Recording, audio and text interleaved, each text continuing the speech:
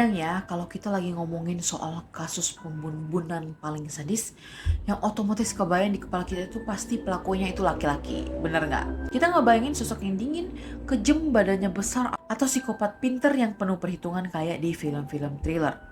Tapi gimana kalau hari ini aku bilang ke kalian, salah satu kasus paling mengerikan, paling brutal yang pernah tercatat di sejarah Australia itu justru dilakukan oleh seorang perempuan. Dan tunggu dulu, kasus ini bikin gempar bukan cuma karena dia ngebun-bun korbannya. Pembunuhan ini emang kejam, tapi apa yang dilakukan setelah nyawa korban hilang, itu yang bikin kasus ini beda dari yang lain. Kalian bayangin aja, polisi-polisi senior yang datang ke TKP, orang-orang yang udah biasa ngeliat darah, biasa ngurus kecelakaan parah, sampai bilang kalau itu adalah pemandangan paling disturbing, paling bikin mual yang pernah mereka lihat sepanjang karir mereka. Bahkan ada yang trauma. So ini adalah kisah dari Catherine Knight. Dan guys, ini bukan cerita tentang penbunuh berantai misterius yang sembunyi di bayang-bayang ya. Bukan, ini cerita tentang seorang perempuan yang semua orang di sekitarnya tahu kalau temperamennya itu bahaya. Dan semua orang tahu kalau dia toksik. Semua orang tahu kalau dia kasar. Tapi anehnya nggak ada satupun yang benar-benar bisa menghentikannya. So, siapkan mental kalian. Boleh ambil minum dulu atau peluk bantal dulu. Karena kita akan ngebahas tuntas gimana kisah ini. So, gimana kisah selengkapnya? Yuk langsung aja kita mulai kisahnya. Nah, kita narik waktu dulu jauh ke belakang, ke tahun 1955. Catherine ini lahir di Australia dan dia tumbuh di lingkungan rumah yang jujur, jauh banget dari kata hangat. Ayahnya dikenal sebagai sosok yang sangat kasar. Ibunya sering banget jadi korban kekerasan di depan mata anak-anaknya. Di rumah itu suara piring pecah, teriakan, atau pukulan itu bukan sesuatu yang mengejutkan lagi. Nah, buat Catherine kecil ini itu adalah makanan sehari-hari. Dan kalian tahu kan, kalau anak kecil itu ibarat spons. Mereka nyerap apa aja yang mereka lihat. Anak kecil yang tumbuh di situasi kayak gitu, pelan-pelan otaknya akan memprogram satu hal. Bahwa cinta dan rasa sakit itu emang jalan berdampingan. Mereka ngira kalau semua kekerasan itu adalah hal yang wajar dan normal. Makanya dari kecil ini Catherine tuh sebenarnya udah punya sifat yang meledak-ledak. Di sekolah dia gampang banget marah. Kalau ada teman yang bikin dia kesel dikit aja, dia nggak akan segan-segan buat main fisik. Ya mungkin karena di rumahnya itu dia udah terbiasa ya, melihat kalau semua konflik itu jalan keluarnya cuma satu, kekerasan. Nggak ada figur dewasa yang benar-benar ngajarin dia cara mengontrol emosi yang benar. Nggak ada yang ngajarin dia buat tarik napas kalau lagi marah. Jadi setiap kali dia terpancing, boom, dia bakal meledak tanpa ampun. Pas dia udah mulai dewasa, uniknya dia dapat pekerjaan di rumah pemotongan hewan. Di sana setiap hari dia pegang pisau jagal yang tajam banget. Setiap hari juga dia ngelihat darah. Setiap hari juga dia ngulitin hewan. Di tempat kerjanya Catherine ini dikenal sangat terampil loh. Dia kerja cepat, presisi, dan tepat sasaran. Buat orang lain kerja di tempat kayak gitu tuh mungkin berat ya secara mental. Apalagi nyium bau amis darah tiap hari. Tapi buat Catherine, itu cuma rutinitas. Bahkan dia enjoy banget sama pekerjaannya. Dan karena masa kecilnya ini penuh dengan kekerasan, kehidupan percintaannya pun selalu berakhir dengan kekacauan yang parah. Mantan pacar pertamanya ini pernah diancam pakai pisau beneran. Ada pasangannya yang dipukul sampai luka-luka serius, ada juga yang sampai kabur malam-malam karena benar-benar ketakutan nyawanya melayang. Pola yang sama ini terus berulang dari satu cowok ke cowok lainnya. Catherine ini benar-benar posesif, cemburuan tingkat dewa, dan gak bisa nerima kalau dia ditinggalkan. So setiap kali ada cowok yang nyoba buat pergi atau mutusin dia, reaksinya itu selalu ekstrim. Tapi masalah terbesarnya ada di masyarakat sekitarnya. Banyak orang yang tahu kelakuan dia, tapi mereka cuma menganggap Catherine itu perempuan yang emosional aja. Kayak, udahlah dia emang cewek emosian. Dia nggak dianggap sebagai ancaman yang nyata. Nggak ada yang mikir kalau suatu hari nanti dia bisa melakukan sesuatu yang benar-benar di luar batas nalar manusia. Sampai akhirnya dia bertemu dengan seorang pria bernama John Price. Dan hubungan itu bakal jadi yang terakhir buat mereka berdua. Waktu Catherine Knight mulai menjalani hubungan sama John Price, banyak orang di sekitar mereka yang sebenarnya udah punya firasat buruk sama hubungan ini. Ini bukan karena tetangganya pada jadi cenayang ya, tapi karena rekam jejak Catherine ini udah jadi rahasia umum di kota itu loh. Semua orang tuh udah tahu kegilaan mantan-mantannya Catherine. John Price sendiri ini bukan orang asing di lingkungannya. Dia ini tipe pria pekerja keras, dikenal cukup santai, gampang bergaul, dan punya teman-teman yang benar-benar peduli sama dia. Dan jangan salah, John ini sebenarnya tahu soal masa lalu Catherine. Dia tahu persis kalau pacarnya ini temperamental. John juga tahu kalau Catherine pernah ngelakuin kekerasan fisik ke mantan-mantannya.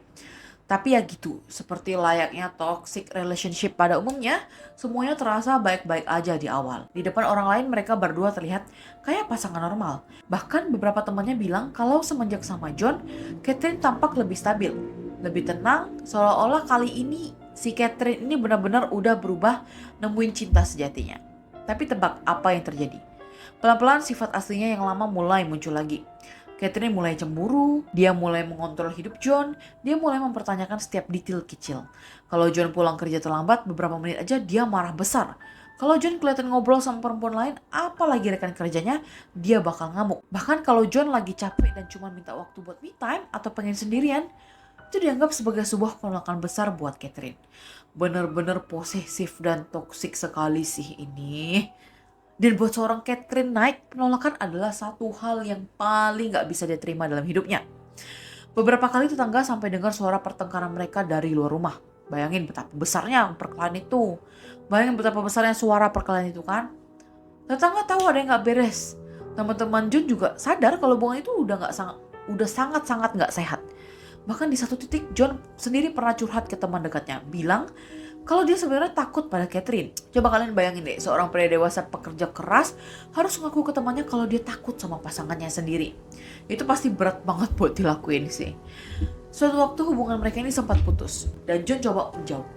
Dia benar-benar pengen keluar dari lingkaran setan itu. Tapi seperti pola-pola yang udah pernah terjadi sebelumnya, Catherine gak terima diputusin. Dia pernah neror John. Dia pernah ngancem, dia pernah ngerusak barang-barang berharga punya John. Bahkan nih ya, ada laporan yang bilang kalau di pertengkaran sebelumnya, Catherine pernah menusuk John di bagian dada. Ya meskipun untungnya saat itu tusukannya nggak fatal dan John masih selamat ya. Kalau kita pikir pakai logika sekarang, semua tanda bahaya itu sebenarnya udah ada dan sangat amat jelas kan.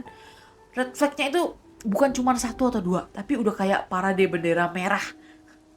Tapi entah karena rasa kasihan atau karena udah terbiasa sama siklusnya, atau mungkin John masih ngerasa semuanya bisa diperbaiki, John pun balik lagi ke pelukan Catherine.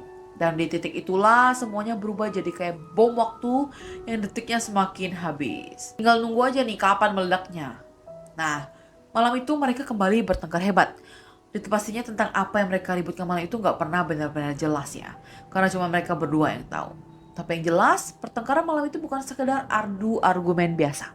Itu adalah malam terakhir John Price menghembuskan nafas. Dan rentetan kejadian yang terjadi setelah pertengkaran itu reda adalah alasan kenapa kasus ini sampai sekarang masih selalu disebut sebagai salah satu pembunuhan paling disturbing dalam sejarah kriminal Australia. Malam itu setelah saling teriak dan adu mulut yang bikin capek, keadaan rumah akhirnya sepi. John merebahkan badannya dan tertidur. Ya dia mungkin mikir, ya udahlah besok pagi juga emosinya udah reda. Besok kita bisa obrolin lagi nih baik-baik. Tapi buat seorang Catherine Knight malam itu belum selesai. Di tengah malam yang sunyi, saat John lagi lelap-lelapnya, Catherine beranjak dari kasur. Dia berjalan ke dapur dan dia mengambil pisau daging andalannya. Dia balik lagi ke kamar dan serangan itu terjadi.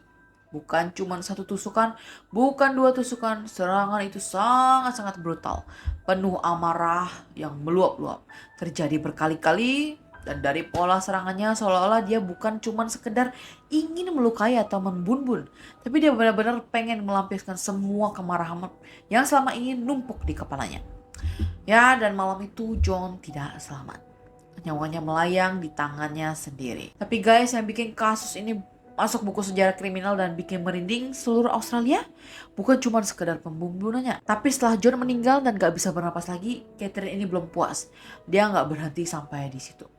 Dia melakukan sesuatu yang di luar nalar. Dia mulai memutilasi tubuh John dengan menggunakan keterampilan tingkat tinggi yang dia asah bertahun-tahun di rumah pemotongan hewan. Dia memperlakukan tubuh kekasihnya itu bukan sebagai manusia lagi, tapi persis seperti objek daging di tempat jagal. Dan di titik inilah semuanya berubah. Dari yang awalnya cuma kasus pembunuhan domestic violence biasa, berubah menjadi sebuah skenario horor yang jauh lebih mengerikan. Keesokan paginya rekan kerja John mulai curiga, karena nggak biasanya nih John bolos kerja tanpa kabar. Akhirnya mereka lapor polisi buat ngecek ke rumahnya. Dan ketika polisi mendobrak masuk, pemandangan yang menyambut mereka adalah sesuatu yang bahkan bikin petugas paling berpengalaman sekalipun terguncang dan mual. Di dalam rumah itu jelas banget ada tanda-tanda kalau Catherine bukan cuma ngebun-bun dengan emosi saat dia menyebutkan sesuatu yang besar. Beberapa bagian tubuh korban diperlakukan dengan cara yang benar-benar nggak manusiawi. Bahkan ada bukti kuat di TKP yang menunjukkan kalau Catherine berniat menyajikan bagian tubuh korban sebagai makanan yang rencananya bakal dikasih ke anak-anaknya John. Iya, kalian nggak salah dengar. Dan ini bukan sekedar desas-desus atau rumor belaka ya. Ini benar-benar tercatat secara resmi di dalam laporan pengadilan. Polisi yang memeriksa hari itu menemukan bukti-bukti yang bikin ruangan itu nggak terasa kayak rumah keluarga lagi. Tapi persis kayak tempat penjagalan. Sulit dipercaya kalau hal segila ini dilakukan oleh seorang yang sehari-hari sebelumnya masih terlihat beraktivitas normal di lingkungan situ. Gak butuh waktu lama, Catherine ditangkap. Dan seluruh proses hukumnya berjalan detil demi detil yang bikin merinding perlahan terungkap ke publik. Gimana cara dia menikam, gimana cara dia dengan tenang memutilasi, dan fakta yang paling bikin orang geleng-geleng kepala adalah semua tindakan mengerikan itu dilakukan dalam keadaan sadar, sepenuhnya sadar. Pengadilan pun menyatakan kalau Catherine ini nggak punya gangguan mental berat yang bikin dia kehilangan akal sehat atau nggak bisa membedakan mana yang benar dan mana yang salah. Dia tahu persis apa yang dilakukan malam itu. Tahun 2001, Palu Hakim akhirnya diketuk.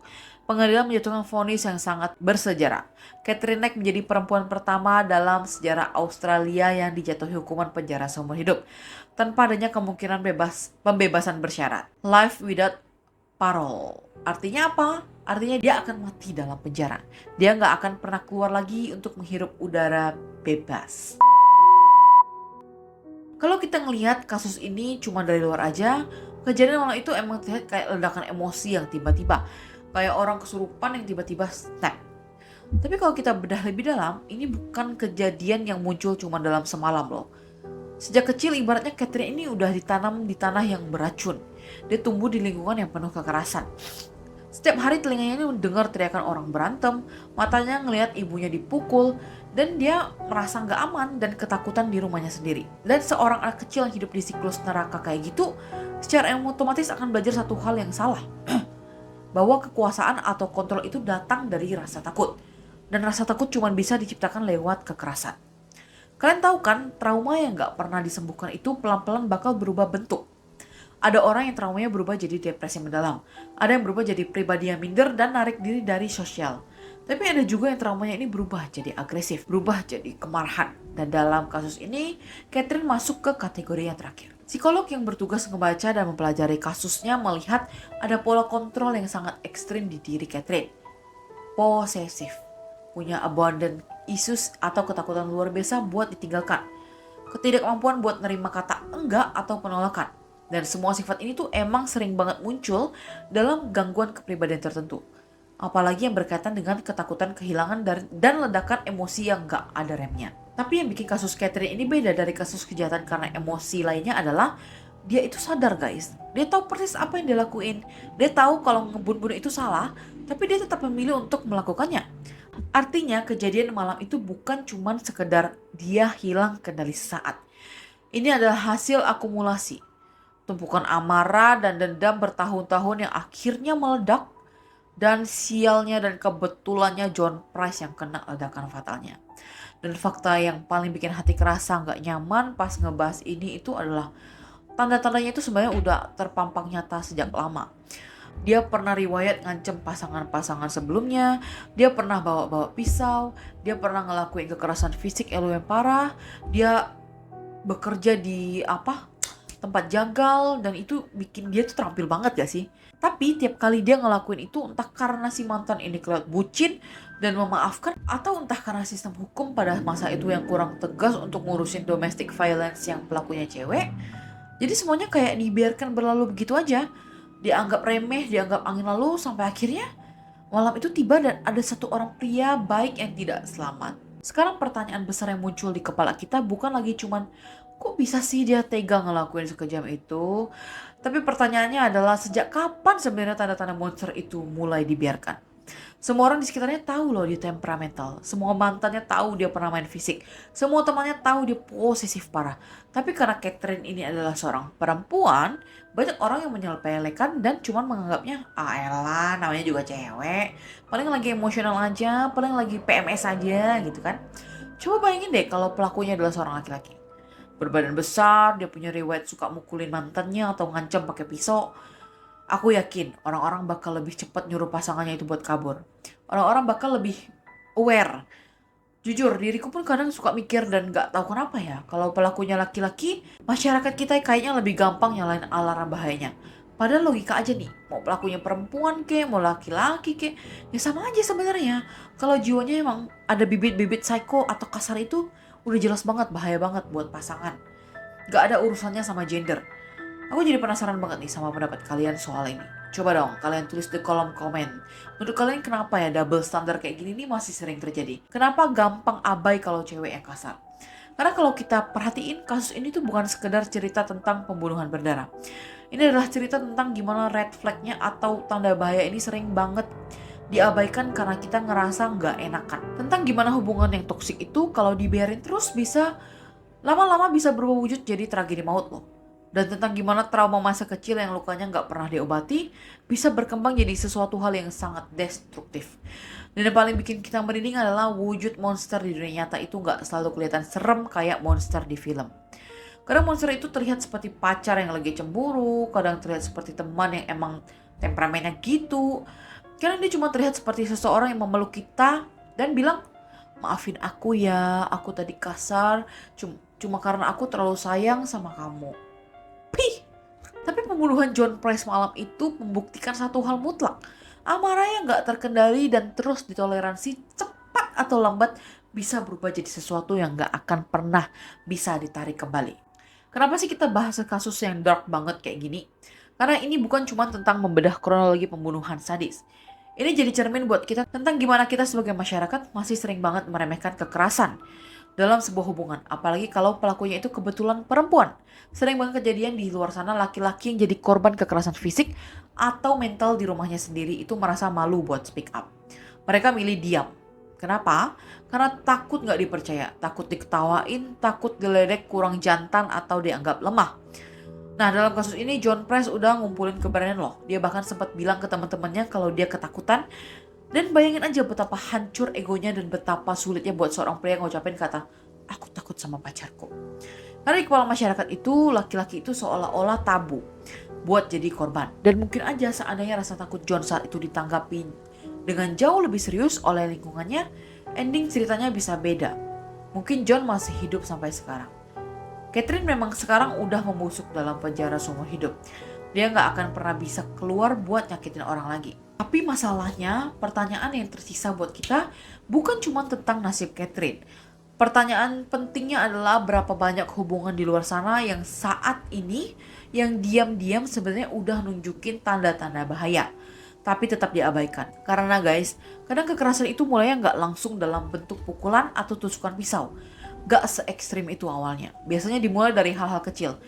Dimulai dari cemburu yang berlebihan sampai mutus tali pertemanan kita sama bestie kita. Dimulai dari ancaman halus kalau kita mau pergi, atau dari ledakan emosi parah yang ujung-ujungnya dibungkus dengan kalimat manipulatif. Aku tuh gini cuman karena aku peduli loh sama kamu.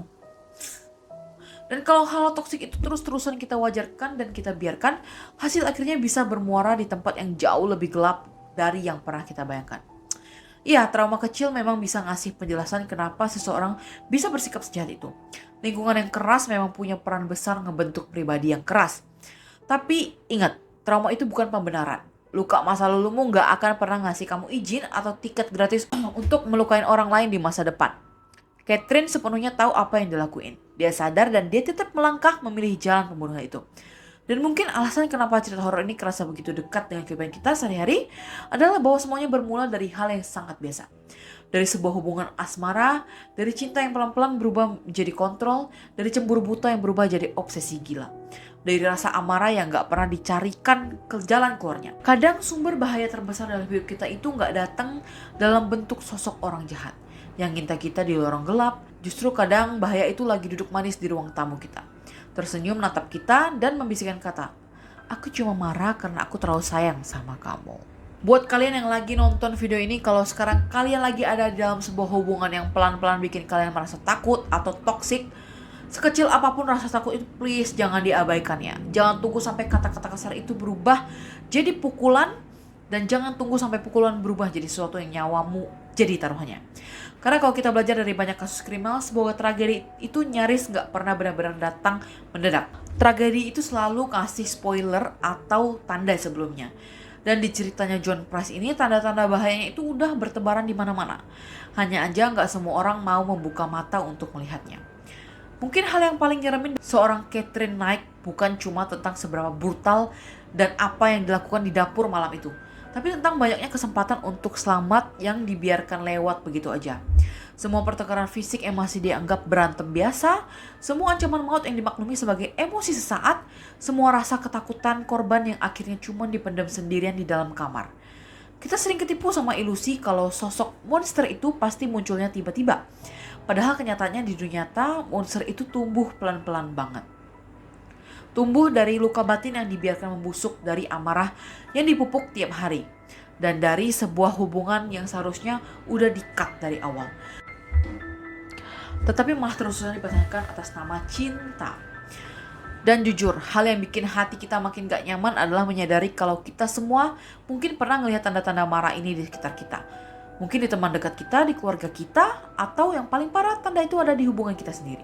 Tapi karena kita denial, kita sering milih diam.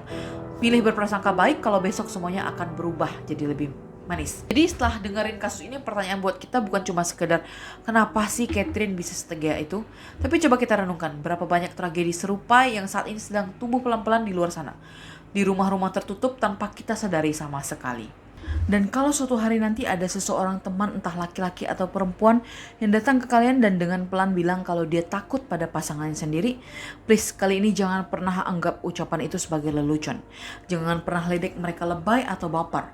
Karena perasaan takut dalam sebuah ikatan cinta itu bukanlah sesuatu yang seharusnya ada. Kadang ancaman yang paling mematikan itu bukan sosok orang asing di luar sana, tapi justru orang yang dengan sengaja kita izinkan masuk ke dalam hidup kita dan kita biarkan tinggal. Meskipun semua tanda bahaya udah berteriak nyuruh kita lari.